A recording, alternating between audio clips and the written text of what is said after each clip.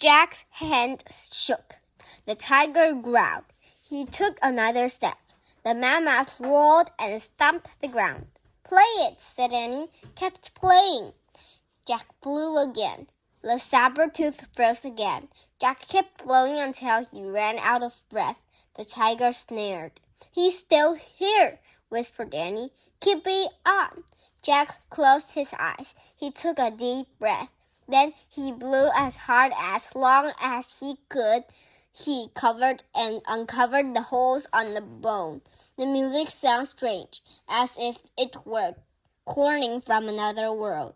He's leaving, Annie whispered. Jack raised his eyes. The Sabertooth was stinking out toward the cliffs. We did it, said Annie. Jack louder the flute. He felt very tired. The mammoth waved her trunky happily to the treehouse. Lulu, said Annie. The woolly mammoth snored.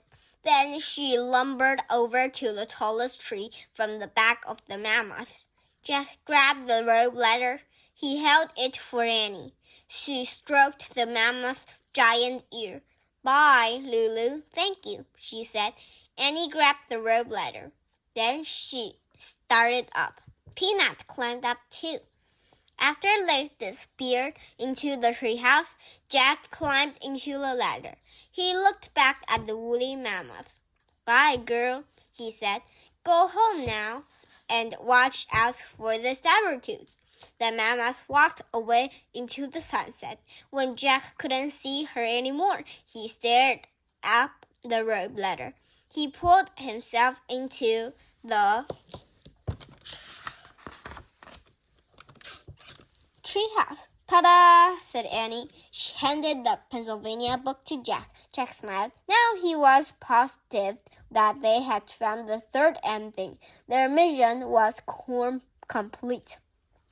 Before we leave, we have to give our coats back, said Annie. All right, said Jack. They took off their reindeer skin coats and rubbed them to the ground. Brr, said Annie. I hope the Cremnans people find them. Jack stared at the window. He wanted to take one last look at the periscope world. The sun was setting behind the hills. 4 people were closing the snowy path. It was the Crewman's family.